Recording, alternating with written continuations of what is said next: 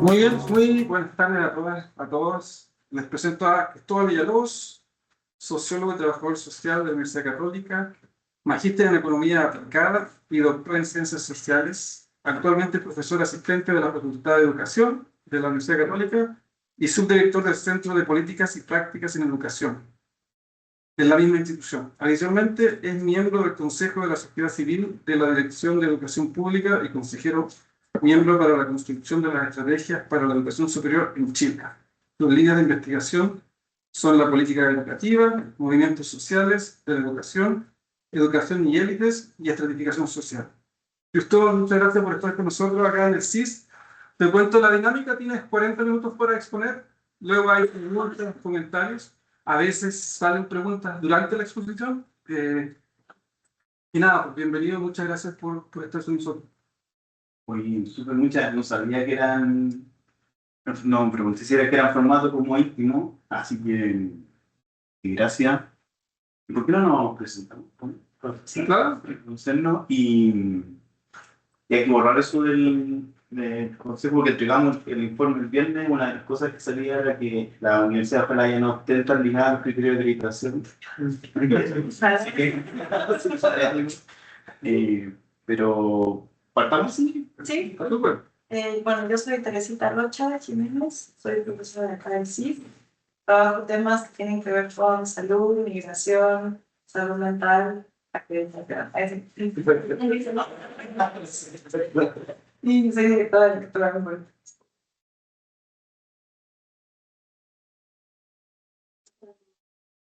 Acá, también trabajo en el CIF, soy profesora de asistencia.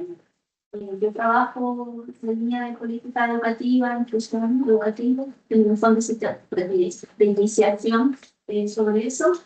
Estoy interesada más en los profesionales de la salud que trabajan para colaborar con la inclusión. Y participo en todas las cosas que me piden en la universidad.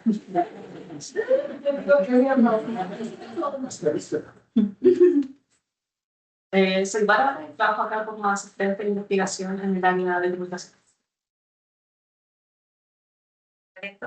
Soy estudiante de doctorado en educación de la UDP de la Universidad y mi tema es educación parvularia y los actores privados. Soy Nicolás Montal, soy psicólogo. Me interesan temas de variabilidad biológica humana y su relación con instituciones sociales, principalmente parentesco, sistemas económicos, distribución de recursos. Soy Diego Palacio, sociólogo. Mi línea de trabajo principal es en redes interpersonales en la escuela y trabajo como analista de redes. Hay muchas colaboraciones con gente que está en esas salas.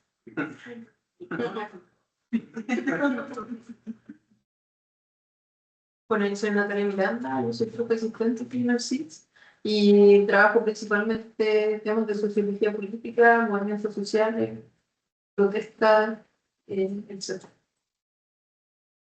Y Alexis Sosa, soy sociólogo, profesor asistente, trabajo desde la sociología del cuerpo, sociología del deporte y envejecimiento. Ricardo. Edgardo. Hola, soy Edgardo Miranda, me incorporé en el CIS hace 1 año y medio. He trabajado principalmente temas de educación, compromiso escolar, satisfacción con la vida desde el punto de vista de la psicometría.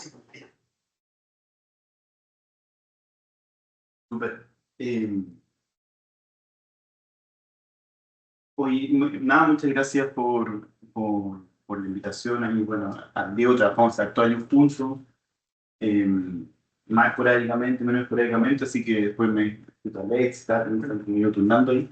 Y súper bueno, uno no tiene mucho, nunca, siempre tiene las presentaciones de 15 minutos, entonces siempre entretenido tener un espacio más largo y también un espacio donde yo creo que es más interesante como que salgan más cosas, que fue otra área, así que muy feliz, voy a ir como corriendo, siempre uno puede tener ocupa 60 láminas, siempre tiene más láminas pero, pero quería contarles, esto es como una especie de resumen, no tiene en sí la lógica clásica de como metodología, nada de eso, sino como más bien intentar sintetizar como parte del proyecto Fondesit. Que el título, ahí como estaba la primera, el título es muy neutro del proyecto, que es como el rol de las fundaciones filantrópicas del sistema escolar. Para poder ética tenía un título más neutro, pero en realidad el subtítulo que decía como cómo el mundo privado está o se está incorporando en la política educativa. Porque hay toda una discusión en educación y en sociología que se ha dado por décadas del rol como de lo público y lo privado, pero muy de los establecimientos. Y yo trabajé todavía en eso, pero como que me fui aburriendo, y entonces este proyecto tenía como partida de cómo se está construyendo hoy en día la agenda pública. Un poco la pregunta, unos años trabajé en movimiento educativo, y como está más o menos analizado el rol de la educación, pero menos de estos otros actores.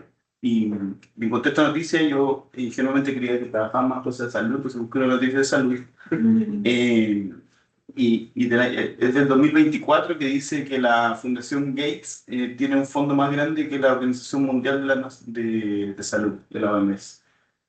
Como para empezar como poner así como, esto es súper grande, así como lo que llamamos sectores privados, que hay gente que lo pone en una categoría abstracta de sociedad civil, que entran como gremios, fundaciones, empresas, y todo parece ser un poco lo mismo en un tercer sector como abstracto. Pero, por ejemplo, esta, una fundación privada, filantrópica, tiene un fondo más grande que la organización mundial más grande que nos hemos dado en el tema de salud. Y eso responde a que como que el punto de partida aquí es que hoy en día la idea del gobierno y de los Estados-nación no tiene mucho sentido pensarla como la pensábamos hace 30 o 40 años, por eso intentamos meter la idea de la gobernanza, que es como un concepto que habla de que en realidad lo que pasa es que quien construye la política es mucho menos las decisiones del presidente y mucho más las relaciones que se van produciendo entre los actores. Y otra forma de ver esto, esta idea de dice, empresas que valen más que países, y es como nos preguntamos mucho, es cierto, probablemente podemos saber, no sé si alguien sabe el presidente de Corea del Sur, pero sí sabe cuál de Brasil, quizás de España. Pero tenemos muy poca información de quién construye los directorios, por ejemplo, de las fundaciones de Apple, Amazon, Microsoft. En realidad no tenemos idea de cómo funcionan, no tenemos idea. Y tienen un tamaño, un nivel de incidencia en el mundo contemporáneo que es como... Y está la comparación, o sea, el tamaño de Apple hoy en día es el mismo tamaño de Brasil. Eso como que nos permite como pensar desde un punto de vista distinto, que es como donde las decisiones de políticas públicas no se toman necesariamente a través de como esta idea de que como que elegimos a alguien, sino más bien hay mundos que se tocan. Entonces, en realidad el proyecto lo que tiene es como una nueva pregunta detrás de qué es el Estado. Es como más sociológicamente o abstractamente la idea de salir de la forma, perdón aquí la digresión como más sociológica, pero un tanto weberiana como marxista, y más bien entender el Estado como una relación social. ¿Qué significa eso? Como que el Estado no es como la moneda, algo que está ahí como un edificio, ni tampoco es como el burócrata que uno se dibuja el Estado y dibuja como el sujeto de un manga, no sé. Sino es como todas las relaciones sociales que se producen donde hay personas, dispositivos, entonces también no sé, en el espacio de educación del Estado, del CIMSE, el Estado también es un papel, por ahí en la etapa dice, es un mecanismo. Para Edgardo, perdón. Perdona, Edgardo.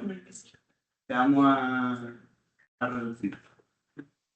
Ah, pero lo matamos. No, sigue ahí. Entonces también el Estado no es solo como... la idea no es solo un edificio, sino más bien una relación social, y por lo tanto estos intereses como que se van perdiendo. Y entonces como background o como trastienda teórica hace como... o moviliza a una agenda, entonces cómo vamos entendiendo, cómo se van construyendo las políticas públicas, en mi caso las políticas educativas. Así que no, ahora mi checo. Y entonces lo que he estado haciendo es como una seguidilla de proyectos donde he estado intentando entender este mundo de actores no estatales y cómo van construyendo políticas sociales y políticas educativas estos actores no estatales, que hay de todo. Están los think tanks, están las fundaciones filantrópicas, los propios académicos, las empresas, etcétera. Y tengo dos como antecedentes. Primero, como con un grupo entender el rol de las empresas tecnológicas. Hemos un poco estudiado cómo las empresas tecnológicas están cambiando la política educativa. Las empresas tecnológicas en Chile han crecido, eran 20, ahora son como más de 200. Y entonces mucho de lo que hoy en día se hace en la escuela está mediado por empresas tecnológicas que enrolan, por ejemplo. Entonces poco hemos pensado no sé, que tiene Nico, el Schoolnet o toda esta gestión que se relaciona con los padres, el Baby Nota, Baby Nota, todas esas cosas. La nueva libreta de comunicación. La nueva libreta de comunicaciones y que tienen como que no es tan fácil descubrir, o más que descubrir, como discutir cómo van construyendo políticas, porque parecen herramientas inocuas,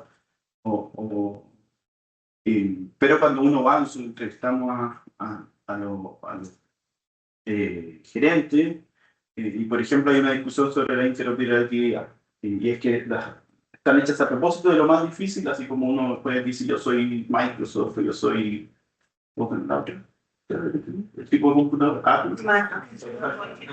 Y uno como que no se puede cambiar porque está todo hecho para que no se transforme. O sea, uno está obligado a abrir otro mail si es que no es ese operador. Sí, yo he pasado por eso. Y también las discusiones de lo que traen, permiten cargar ciertos datos y otros, entonces invisibilizan ciertas discusiones, etc. Y también hay un mundo creciente, con esto cierro como este background de como cosas anteriores, que eran como de todas estas soluciones pequeñas para problemas específicos. Entonces hay una aplicación específica para aprender a estudiar trigonometría. Hay una aplicación específica para enseñar educación física en octavo y primero. Muchas de esas cosas nosotros hacemos, no está bien, pero bueno, empezamos, está entre las 20 más grandes del mundo, es Duolingo, empresa que por profit, que todos ocupamos, y en realidad lo que hace es una competencia en los profesores de inglés. Te dice, se enseña de otra forma en inglés, hay que seguir otro ritmo, no es necesario una persona, tiene como todas unas lógicas que van detrás.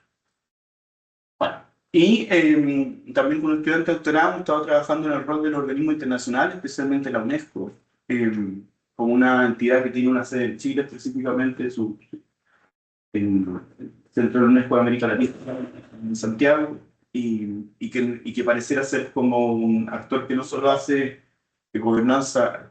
¿Lo aceptamos? Sí, estudiante de doctorado. Que no solo hace como gobernanza suave, que son con generar directrices, sino también genera, junta con actores, invita a ciertos actores, y ahí estamos haciendo su estudio. Y esos son como ejemplos de un poco lo que quería contarle acá, que es como este proyecto. Está Diego, que tenemos un equipo grande con gente, alto estudiante, magíster, doctorado, y que trata específicamente entonces de entender bajo esta lógica de la gobernanza, o estas como redes de gobernanza en realidad, cómo se está construyendo la política educativa y el rol que tienen hoy en día las fundaciones filantrópicas. Esa es como la pregunta general. Y yo veo que la primera intuición es pensar qué es la filantropía. Nos dimos siempre los directores me dicen, no, vamos a estar 3 meses pensando en lo conceptual y se demora 3 años. Pero encontré que esta definición, que es un poco antigua, pero que era bien interesante, y si ven el gráfico, y al final la filantropía es todo lo que el Estado no logra poner como impuesto. Todo lo que no es taxación, lo que yo quería como cobrarle al privado y que no logro, en el fondo le abro una ventana que ya se cerró, le abro una puerta. Una autonomía, ¿sabes? externa o no? Más bien es como, yo sé que debería haber tenido una regulación, haber puesto un impuesto, y como no lo logro como Estado, lo que construye es una solución para que esos privados aporten a la sociedad a través de donaciones, básicamente. Pero cuando uno lo mira, entonces, ya hay un punto de inicio donde la existencia de la filantropía es, porque nadie se pregunta por qué, no está la Teletón de la semana pasada, no sé qué, pero ¿cuándo decidimos que esa plata tenía que ir ahí? ¿Y quién lo decidió? Y esa como primera pregunta marca mucho como qué es la filantropía, porque sigo entrevistando al que opera en una de las fundaciones de Lux, por ejemplo, contaba que la fundación se creó porque tuvo un hijo con una discapacidad. Entonces, en realidad, se pregunta, bueno, y si hubiera tenido la discapacidad al lado, capaz que sería la fundación del lado. Entonces, como que a veces, o accidente, o lo que digo, como que esto no es, no se trata de bondad ni maldad, sino se trata de como entender cómo cosas a veces muy azarosas generan políticas educativas, en este caso políticas sociales más en general, que pueden mantenerse en el largo plazo. Y ese es como el punto de inicio de entender qué es la filantropía. En nuestro caso, las cosas que existen en rojo son como lo que consideramos, hay toda una discusión de qué es la filantropía, dónde poner el límite, porque también hay gente que considera la filantropía, por ejemplo, la caridad de la Iglesia Católica. Esto podría caer en filantropía, o organizaciones no gubernamentales que aportan, no sé, por ejemplo, hay fundaciones que reciben fondos de distintos lados, pero nosotros nos quisimos concentrar en todas las fundaciones, y eso le llamamos fundaciones filantrópicas que tenían un donante principal. O sea, que básicamente tienen una ligación fuerte con alguna empresa o con alguna familia, y que en términos de su objetivo, hay algunas que tienen un objetivo más caritativo, que buscan cambiar una realidad, transformar la lectura, transformar el desarrollo de educación técnica, por ejemplo. Pero también hay algunas que van creciendo, que son filantrópicas de riesgo, que en realidad lo que buscan es donar en algo, pero para invertir a la resistencia. Es decir, no ven separada la donación de la inversión. Y entonces la idea es, esta es como la definición más operativa, que es lo que le comentaba, que sean sin fines de lucro, es decir, no son empresas, tampoco son unidades de responsabilidad social empresarial, sino fundaciones, organizaciones aparte, pero que tienen un fondo común o que están ligadas con un fondo familiar o empresarial, y que buscan promover actividades para el bien común, es decir, como tener un sentido de estar en este tercer sector. Y eso como mundo nos permitía distinguir entre el origen de los fondos. Hay organizaciones que ponen un endowment que una chorrada de plata, que es 50 millones, por ejemplo, Patricia Mate puso 50 millones de dólares con una fundación, y los propios ingresos de los intereses generan la vida de la fundación, en ese momento. O corporativo, que es ligado a una familia, o familiar, que es como una familia de empresarios que dice, quiero tener una fundación. También tienen distintos tipos de gobiernos, tienen distintos objetivos, y también hacen distintas formas de acción. La directa es como la más conocida, que es como hacer proyectos.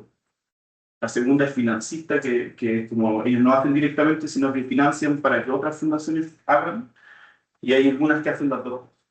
Entonces, los primeros son criterios como los que dejamos dentro del análisis, y los segundos son como los que nos permitían distinguir dentro de este subgrupo. Y hemos estado trabajando en realidad entre... perdón, por el otro lado. En tres como tipo de resultado.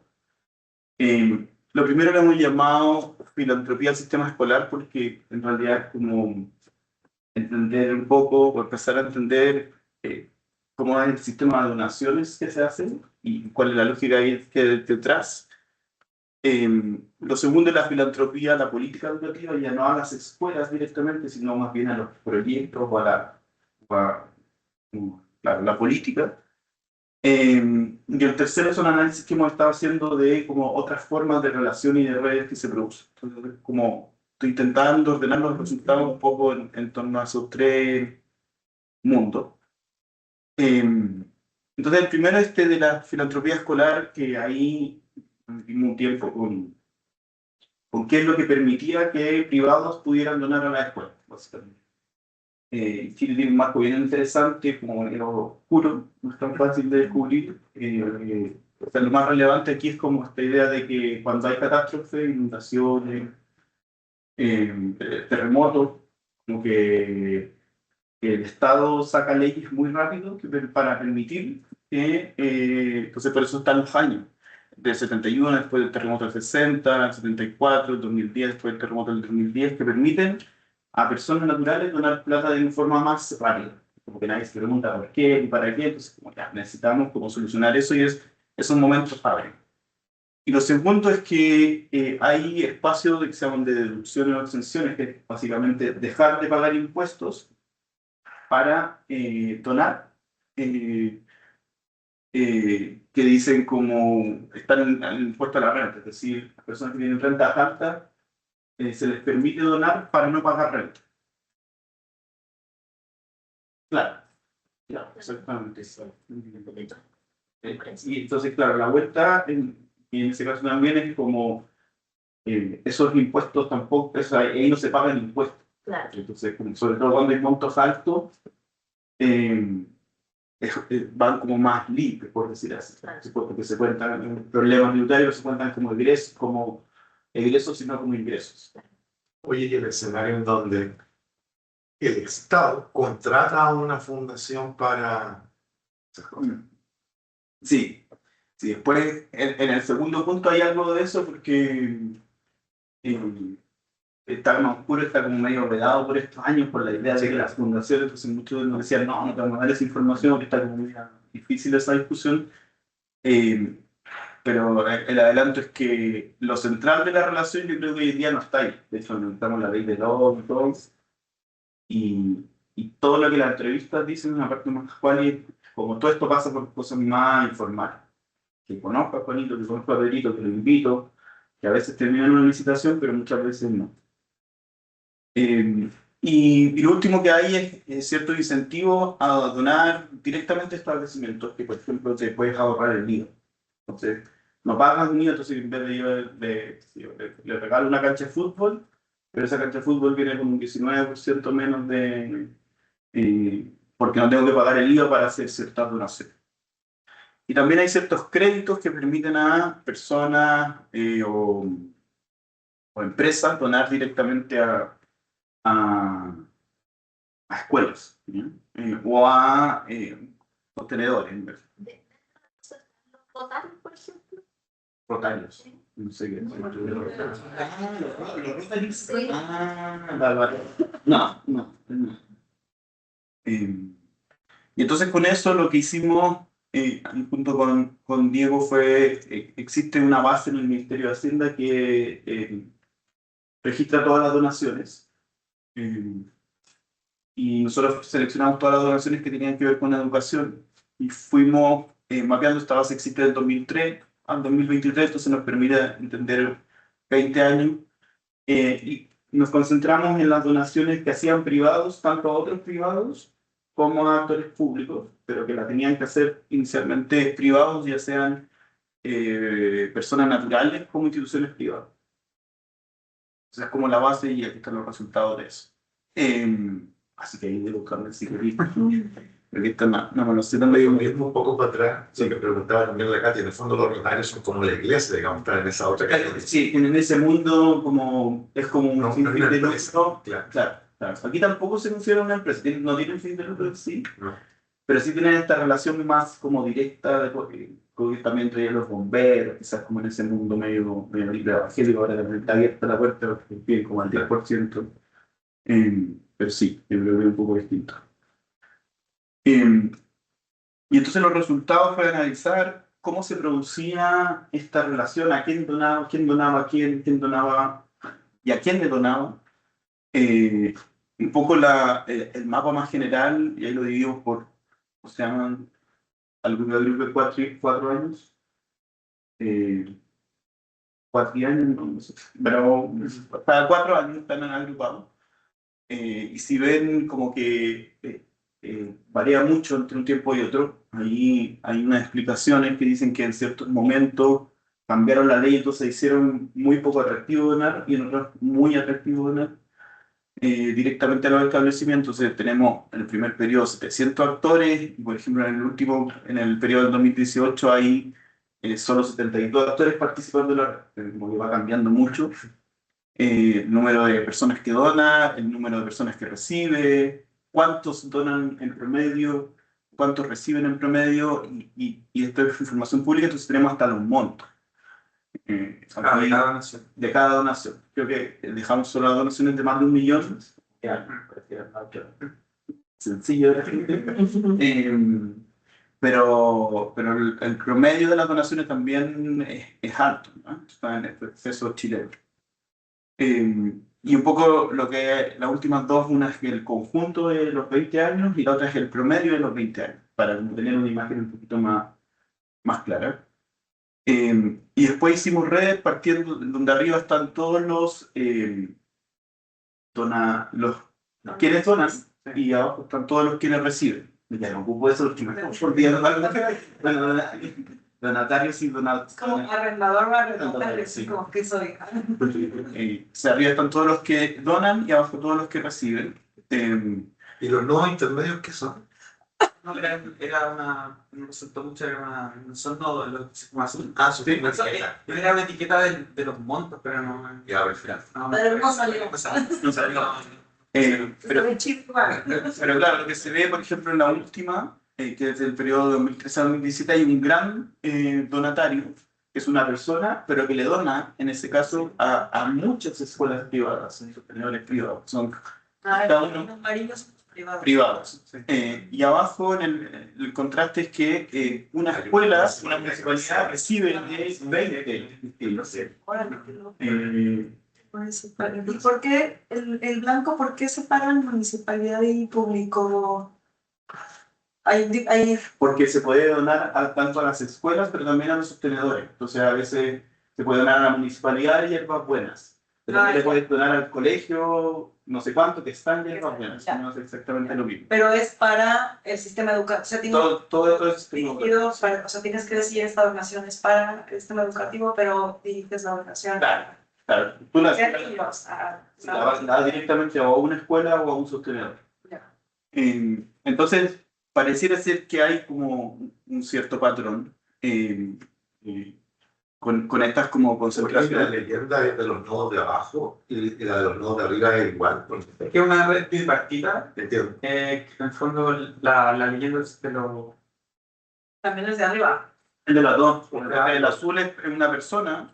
Los donantes son negros, son municipalidades. Los donantes, arriba, tú estás diciendo abajo.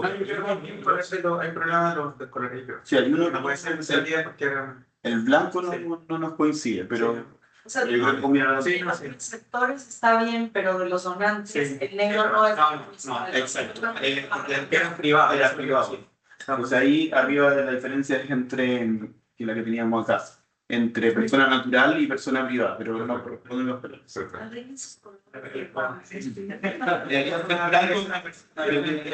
El de blanco y negro. Eso es lo que debería ser real. No sé, compren ChatGPT.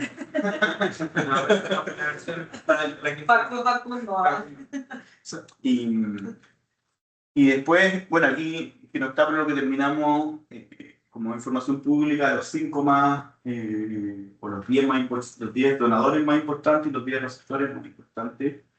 Terminamos haciendo una discusión un poquito territorial, porque nos dimos cuenta de que había una relación, especialmente entre la séptima y la octava región, donde la CBPC y fundaciones forestales donaban mucho a las escuelas que estaban en esos territorios. Lo que no prueba nada, pero acerca la prueba. O sea, como que queda ahí como todo medio... Claro, como que queda todo ahí cerca. Y entonces, y lo otro también un cierto giro en torno a los temas. Aquí no tenemos, pero después codificamos los temas en general de las donaciones a mano. Y hay un cambio de donaciones más centradas en infraestructura, en techo, gimnasio, residencias, como en espacios más físicos. en la primera década, un giro hacia la segunda década mucho más centrado en capacitación a profesores, mejoramiento docente, entonces como que hay un movimiento también de que la gente ya no dona tanto para, y los otros no reciben tanto para tener cosas físicas, sino más bien como para tener más capacidad. Es como el otro resultado. Entonces eso era fue como nuestro primer acercamiento en realidad, que era más bien, por eso le llamamos donación al sistema, porque como que no hay una discusión clara sobre política, uno supone que hay influencias, pero no las tiene. Después hicimos un trabajo de buscar estas fundaciones, esto se hizo a mano, hay otros países que lo tienen como pues, un sistema, pero aquí no había una forma, entonces es un listado que esperamos se acerque a la realidad, pero que no tenemos ni una claridad de que sea el listado final. Eso a mano como buscando desde, no sé, Forbes, familias, empresas, y después como internet, digamos, que tiene como un poco de varias cosas, entrevistas, y ahí como que fuimos armando el listado, lo hemos chequeado, no nos falta tanto, hay un par que quizás son nuevas, pero la primera idea es que son muchas.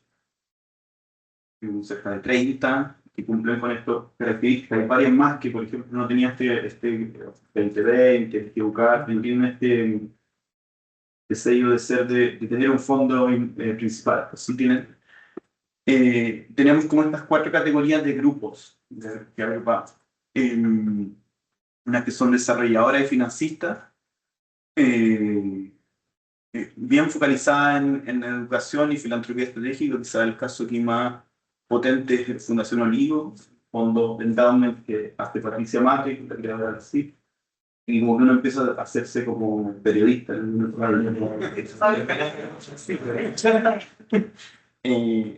Pero que es súper interesante porque genera fondos para que otras fundaciones hagan. Entonces, por eso tiene harto este rollo estratégico. Después, abajo, desarrolladores que, por ejemplo, abarcan educación, cultura y tecnología, que es la más conocida en Mustakis. La familia Mustaki genera su propia fundación y tiene todo un tema de robótica, arte, ha hecho muchos museos, ha estado por ahí. Entonces no se dedica solo a educación. Después, financistas que abarcan educación, infancia y familia, y quizá hasta Angelini, Razabal, Presente, ya que tienen como a veces giros más ideológicos. Familia Power tiene un giro bien ideológico sobre el derecho a elección de las familias, por ejemplo. Y otras que son más focalizadas en territorios, como por ejemplo las de mineras, están como muy concentradas en el Paso TP, en el norte, y en el sur, que es mucho más relacionada con forestal. Entonces, como que hay un panorama bien variopinto. Lo primero que hicimos fue describirla, como entenderla. El gráfico parece hecho de mentira, pero como que en realidad saltamos algunos añitos, pero hay la hipótesis que hay detrás que algo pasó en la pandemia que generó como este nuevo espacio. Y efectivamente han crecido mucho. Creciendo sobre todo, aquí no está, pero sobre todo tenemos o sí está la idea de que a nivel internacional van en retirada las fundaciones familiares. Y lo que vemos es que aquí no van tan en retirada. Entonces, si ven los nombres, y la mayoría son nombres de la familia, o parte importante. Entonces, como que ahí tenemos un contraste con lo que está pasando en la mayoría de los otros lados. Y lo que sí hay una especialización. Antes como que eran de cultura o de infancia, hay cosas de educación, y ahora como que se están especializando a temas educativos y dentro de esos temas algunos. También después fuimos a ver los vínculos más bien como formales que tenían, con quien tenían convenios, revisión de páginas, de las memorias que tienen la mayoría de estos. Y los vínculos son en general con los niveles centrales, con el MIDRU, obviamente con algunas otras entidades, pero los centrales, pues está ahí azul, casi todos tienen vínculos formales con el Estado, declarados, pero principalmente con los niveles centrales. Y después hicimos una investigación más cual, hicimos de estas 29 entrevistas a 20 directores ejecutivos, no les cuento, pero me sirvió trabajar en la Católica para poder hacer esa entrevista. Sí, bienvenido. Porque uno pone en juego ahí como actos como saberes o capitales, y es bien interesante porque porque tanto ese primer nivel como también los directorios, que fue otro grupo, entrevistamos como a 30 personas de directorio, es decir, no los directores ejecutivos, sino como claro, el directorio más estratégico, tienen una visión de que en el fondo el Estado es un ente que está pasando. Y nosotros, las fundaciones, los privados, somos como reemplazando la función pública del Estado. Y como nosotros hacemos, a veces lo llaman empresa operativo, a veces lo llaman, a veces lo ponen más en colaboración o más en competencia, pero en realidad es como esta idea de que el Estado mantiene y quien innova, quien desarrolla, en realidad es el privado. Y que desarrolla no para el propio espacio privado, sino para la función pública. Y en eso se va difuminando, quizás la otra idea se va difuminando esta idea del tercer sector. Entonces el tercer sector en realidad es una metáfora para decir los privados. No piensa en el tercer sector, no piensa en el gremio, no piensa en el sindicato, se piensa en chat de directoras. También tiene una cuestión de género que la tenemos ahí media pendiente, o sea, la mayoría son directorios y directoras ejecutivas mujeres. También hay una cuestión que ven al Estado como algo más masculino y ellas como algo más feminizado. Ese es como un primero. Y lo que estamos ahora trabajando, esto estamos ahí, digo, viendo cómo vamos a tomarlo. Esto es en base a un trabajo de un tesista de Magíster que analizó las alianzas multisectoriales. Estas son asociaciones donde participan fundaciones filantrópicas en un espacio institucional junto con espacios del Estado, otros organismos internacionales o otros tipos de actores, como asociaciones por un mundo. Quizá hoy en día la más conocida es por un Chile que lee, la de 60 instituciones, y se firmaron a todos los candidatos presidenciales, todos se firmaron, dirigieron una profesora de la Universidad Católica, de hecho. Pero la gracia es que Chile tiene mucho. Nosotros encontramos 9 en la última década. Para distintos temas, muchas focalizadas en educación inicial 2030, otras más en TP, etcétera. Y la idea es como, bueno, entenderlas, ver qué discursos promueven y cómo van articulando esta idea de lo privado y lo público en un mismo espacio. Solamente para una visualización, en estas 9 alianzas participan 280 organizaciones en total, siendo la mayoría fundaciones sin fines de lucro, pero también hay empresas, colegios, universidades, centros de investigación, organismos públicos, etc. Y ahí estamos trabajando en esta primera visualización también,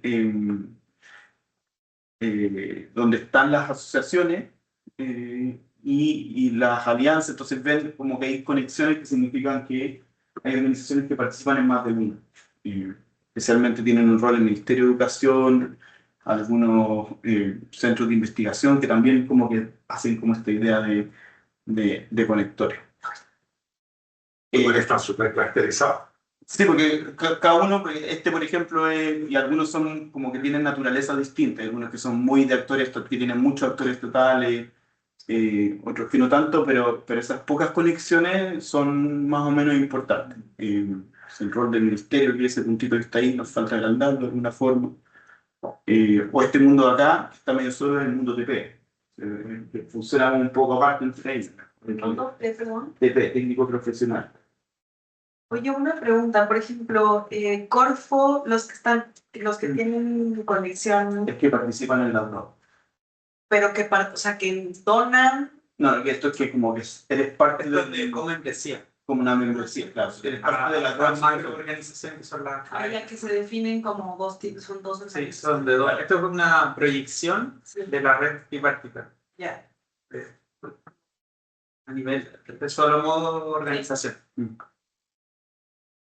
Y bueno, esa era como una primera forma de entender esta red de influencia.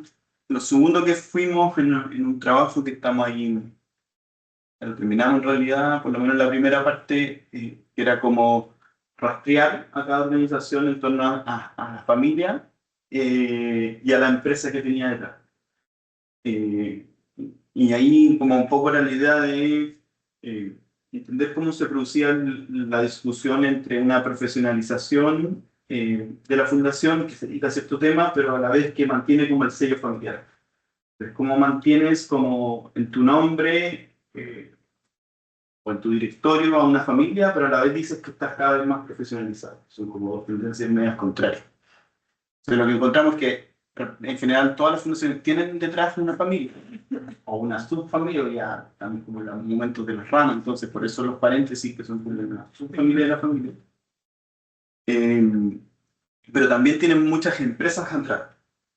La mayoría de las empresas se llama Family Office, no tiene alguna, pero son básicamente empresas que gestionan los fondos de las personas. De las personas. De sus propios fondos. De sus propios fondos. Fondos suyos de ellos. Yo todavía no tengo buena práctica. No tenemos muchos problemas. Chambitas ahí.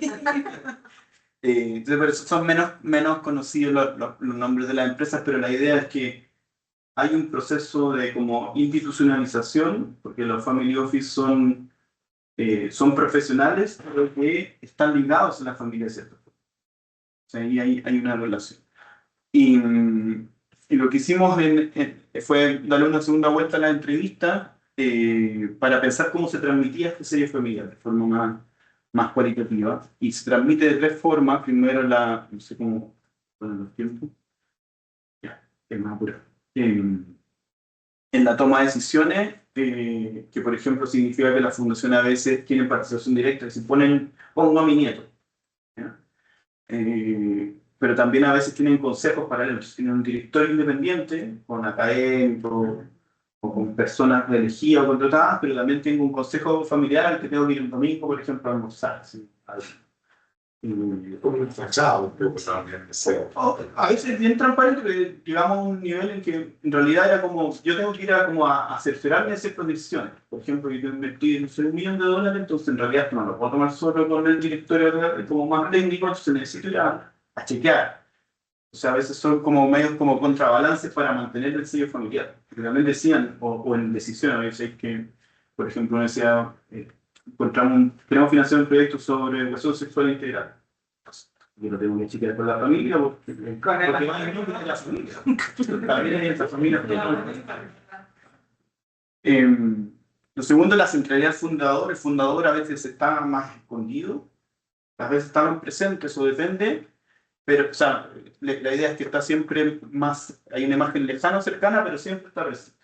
Entonces, como en algunos no lo ponen el nombre, pero siempre como, de hecho, ocupan una metáfora, está el fundador, pero como que es como un fantasma que es medio innombrable, pero que uno sabe que está ahí. Y bueno, los mecanismos de financiamiento ahí ya quizá ya conté. Y ahí esto también es un pendiente de aquí se buscaron los directorios de estas familias, o sea, perdón, de estas fundaciones, y los puntos rojos son todos los que suponemos que son familiares. Hay toda una complicación de tener ciencia cierta, pero bueno, son aquellos que no son tan comunes, entonces tenemos una buena sospecha de que pueden ser familiares. Entonces hay, por ejemplo, Ibáñez Atkinson, Carlos Seguridad, que son todos familiares. Pero hay ciertas personas que participan en más de un directorio. Y hay, por ejemplo, algunos directorios que efectivamente tienen como la idea más norteamericana de coparticipación, es decir, pongo a la misma persona en dos directorios para asegurarme que las funciones vayan más o menos por la misma línea. Que por ejemplo Luxic lo hace harto con sus 3 fundaciones educativas. Y lo último, ahora sí, lo último que estamos trabajando, que fuimos a preguntarle a los sostenedores, o sea, a la escuela y a los que reciben el trabajo de las fundaciones, qué les parecía a las fundaciones. Hace una evaluación del impacto, de eso, que no me interesaba en realidad mucho, sino más bien como qué veían ellos de beneficioso, cómo entendían esa relación. Esto fue profesores, directores, sostenedores, niveles intermedios y directivos. Y en realidad lo que encontramos es una imagen muy positiva. Y la idea fue como pensar cómo podemos explicar esa imagen positiva llegamos a la idea de que hay una cierta, como entender la legitimidad social de las fundaciones. Y esta legitimidad nosotros encontramos que pasa por tres cosas. Una legitimidad pragmática. Lo primero es como hay una valoración muy alta porque ellos llegan a donde el Estado ya no llegó. Entonces, para mí la cita más clara es como esta última idea, dice, fundaciones filantrópicas no solo son bienvenidas, sino necesarias, esenciales. Funcionan en territorio alejado, tienen un largo plazo, tienen la posibilidad de ingresar como recursos que el Estado no puede, entonces como el Estado ya se fue, la fundación se construye como en el fondo la función pública. Después sobre eso, o al mismo tiempo, hay una legitimidad más técnica, que hacen un uso estratégico de la autoridad científica, que se invitan a el famoso, para todo eso como el famoso, una discusión muy basada en la evidencia, en los números es esencial, como hay hartas estrategias que les permiten legitimarse técnicamente.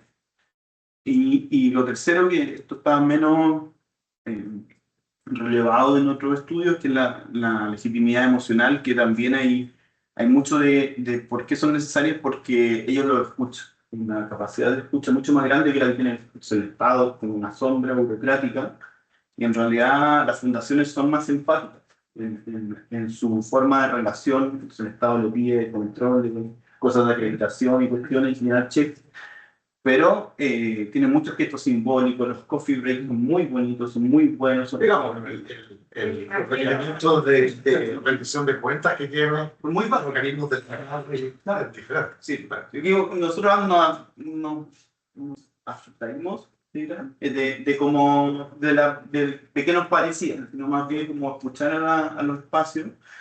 Porque claro, no siempre puede decir, bueno, el coffee break lo hacen para convencer, más que buscar la explicación de qué es lo que hacen. Y de hecho, por ejemplo, ahí hay una cita nomás, la tercera de lo emocional, por ejemplo, son muy amables, entienden la realidad, su conexión con la escuela y con los equipos es muy fuerte, como esta idea de que están ahí.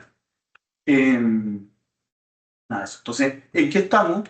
Un poco para sintetizar, lo primero es como esta idea de, no sé,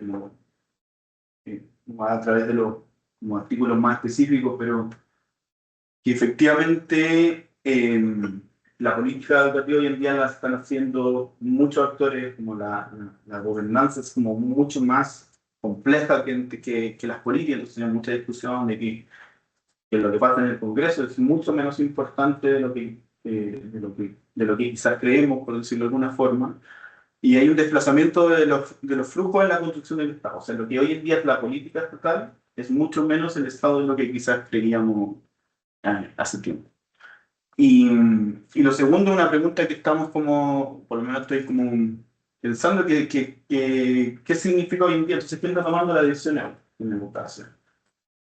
Acciones de política educativa, es una foto, por ejemplo, de la iniciativa Sumar Saberes, que son 25 fundaciones privadas y al medio está el ministro. Entonces, como por ahí está el director de educación pública, entonces es como una película justo, no hay un balance entre 25 y 25. Y al final lo que hay una pregunta de la democracia, como, ¿cuándo decidimos que, no sé, el tema principal de educación iba a ser la reactivación y los aprendizajes? ¿Cuándo decidimos que todo un desafío de Chile era, no sé, que los niños aprendan a leer en octavo? No es que diga que esté mal, pero hay una pregunta de cómo se toman estas decisiones. Eso.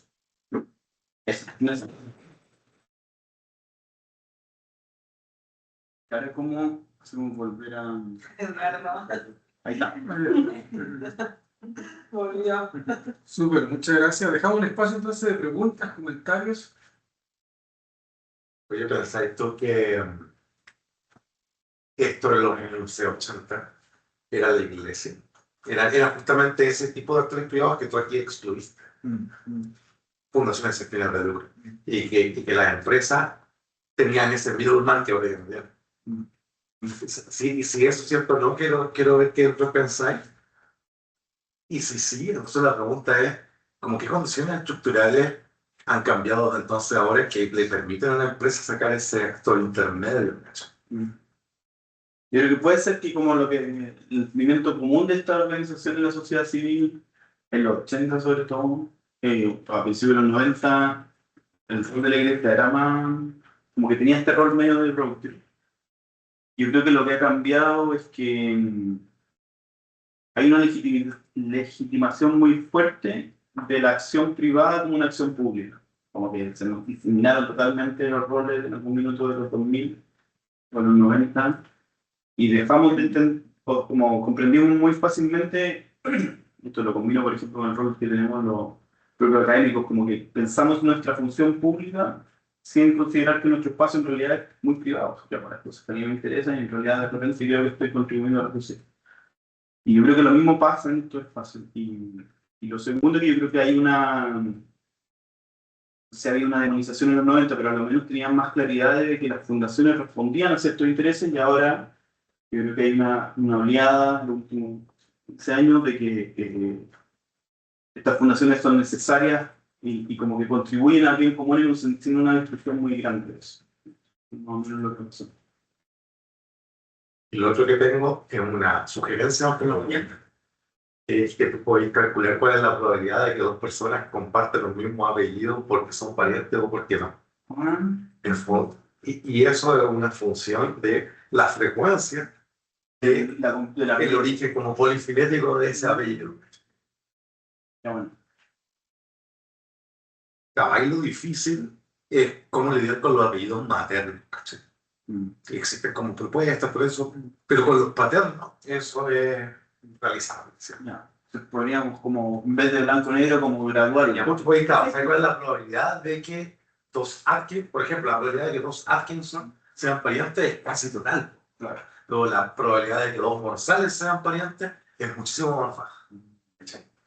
Pero en general los pedidos que tienes aquí, yo creo que Sí, pues son más Atkinson que González. Datos Población. Sí, pero eso existe. Eso existe en cosas así como los que se ocupan son como los registros electorales. Y el principal grupo que yo conozco que hace estas cosas es un grupo argentino. Que han hecho el paper de los apellidos de toda América Latina.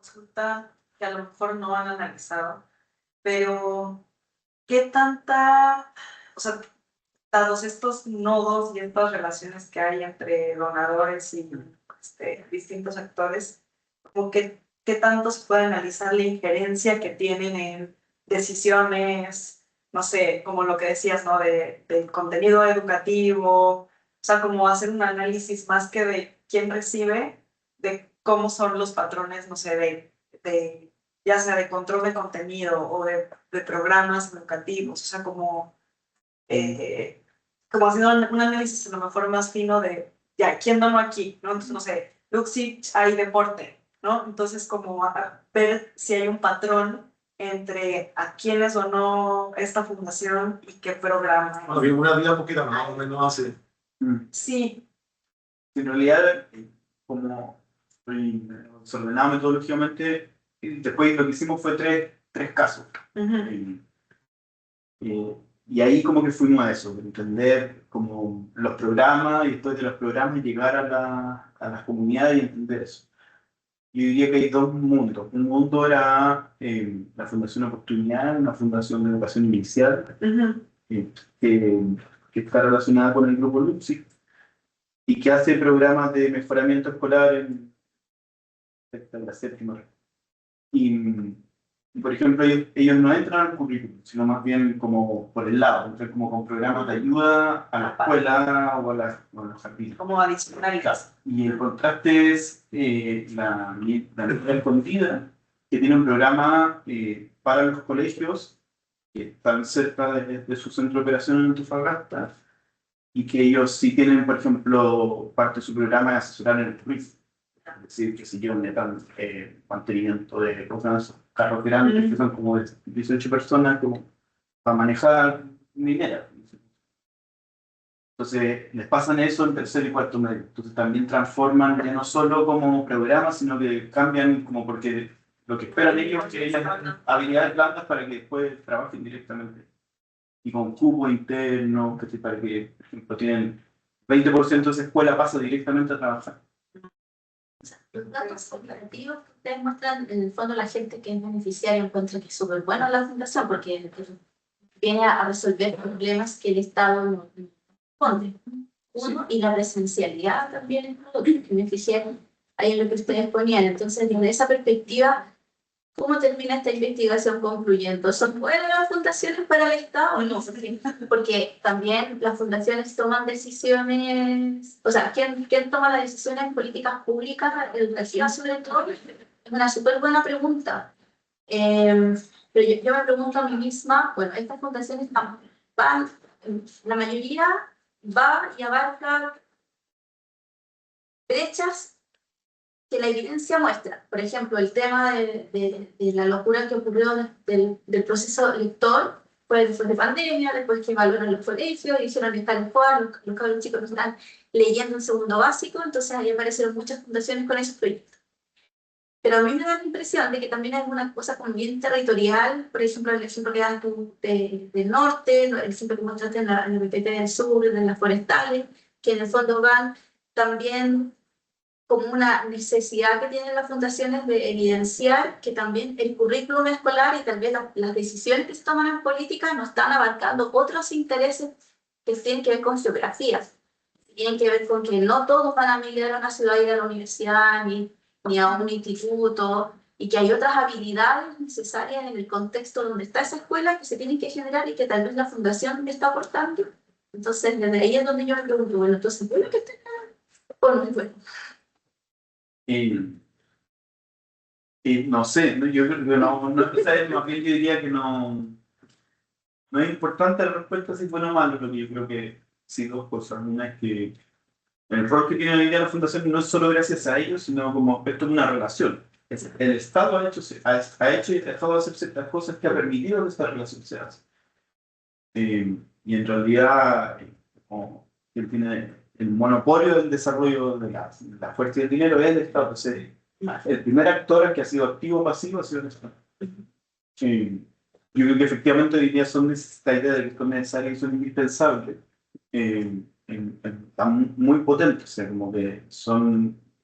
No podríamos llegar y decir, bueno, esas fundaciones están teniendo un rol, nadie sabe cómo están, no las necesitamos, al revés. El Estado, de hecho, hoy en día está en una habilidad sobre todo la Dirección de Educación Pública, de considerarlas como parte esencial de su trabajo.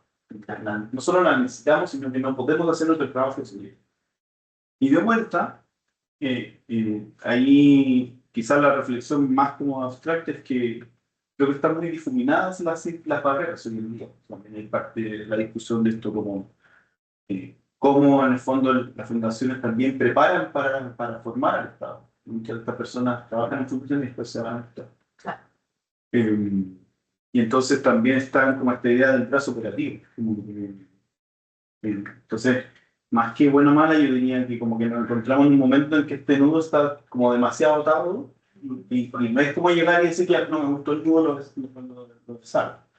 Pero tampoco es que quizás amarrar más el nudo, sino al menos mostrar. Pero además es un nudo como medio inorgánico en el sentido de que tú en algún momento planteabas un poco algo diferente de lo que decía la Katy, que es que no es tampoco que la fundación haga como un diagnóstico técnico de cuáles son las cosas que se necesitan, sino que muchas veces dependen de su idiosincrasia, gusto, intereses, biografía, etc.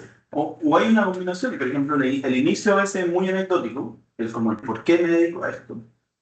Pero hay un proceso de profesionalización y de hecho muchas de las ideas de ellos tienen como por ejemplo recursos, muchas de las ideas de la innovación educativa o la idea de escalamiento vienen en general de la fundación. Entonces, frente a un Estado que es lento, que es percibido como poco innovador, en realidad la mayoría de los programas vienen de aquí y hoy en día como que así está ocurriendo, están siendo copiados.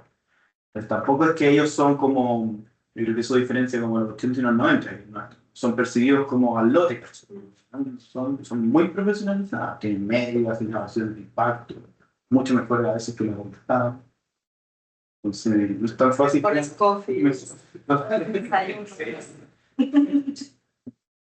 invitados internacional, entonces también es como, creo que hay que tener cuidado como con una imagen de como aquí artesanal, y acá es profesional. Son profesionales, pero a la vez son familiares. Como que son las dos cosas que convienen de una forma bien clara.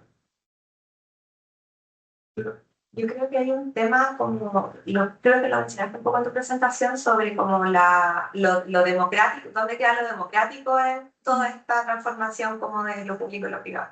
Y además de los efectos como para cómo inciden estas fundaciones en la política o los problemas que estamos atendiendo, te quería preguntar si es que en las entrevistas también pensaron un poco o indagaron en las formas de toma de decisiones internas, como las posibilidades de tener diferencias o como el nivel de jerarquía, no sé, como interno de esa organización, ¿De la fundación o del Estado? de la fundación.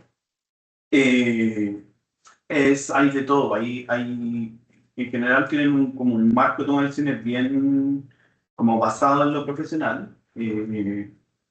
Pero también hay acto de como, por ejemplo, qué sé yo, Colunga, o sea, no relatan familiares, pero toda la familia tiene que hacer una práctica en Colunga.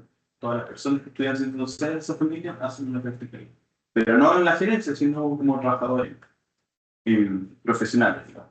Entonces también tienen decisiones así bien como poco explicables, pero en general lo que hay es una combinación entre las dos. Entonces, por ejemplo, una decía, aquí en el directorio entra toda la familia, pero nadie que no haya terminado un MBA. Como que es profesional o es familiar, un poco las dos. Como yo te doy, como el sello familiar hoy día no es suficiente el nombre, pero tampoco es totalmente, no hace un concurso. No, pero acá, si tú sigues estudiando MBA, pero no te da la familia tampoco. Claro, claro, son las dos cosas. Pero yo diría que lo otro que sí, que en el Estado sí preguntamos, por ejemplo, cómo decidían a quién invitar. Y ahí, como tuvimos dos gobiernos como análisis, ha cambiado mucho. Entonces, por ejemplo, en este gobierno era como, no necesitamos a ellos para una validación tanto. Necesitamos que el plan, por ejemplo, de lectura sea como nacional, necesitamos que estén quienes trabajan en ese tema, aunque piensen distinto a nosotros. O sea, a veces la invitación es como una especie de le permite al propio Estado avanzar, como muy raro, disminuirse para poder existir. Entonces,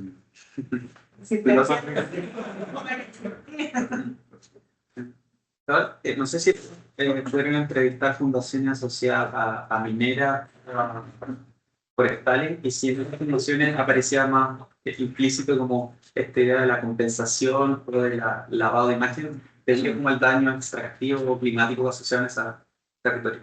sí, uno de los casos fue la CNPC. Y también hicimos entrevistas a algunas mineras. Yo creo que eh, está medio subyacente, o sea, trabajan en sus territorios de forma totalmente explícita. La CNPC trabaja en constitución, como más que como la idea de responsabilidad social empresarial, es como la idea de desarrollo de esos territorios. Un poquito distinto, porque no es como compensación, sino más bien desarrollar territorio empobrecido, bueno, para ellos mismos, pero territorio empobrecido.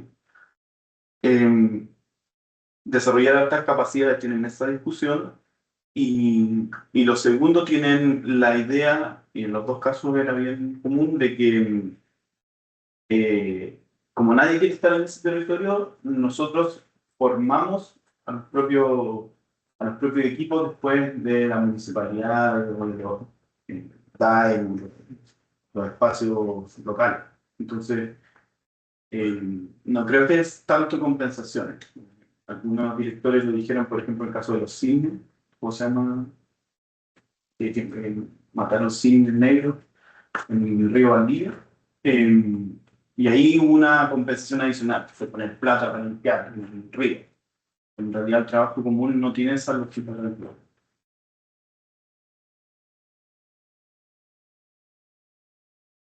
Bien, si no hay más comentarios, no veo a César, no veo nada en realidad.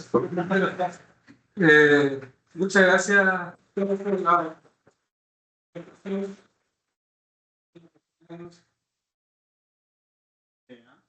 Gracias.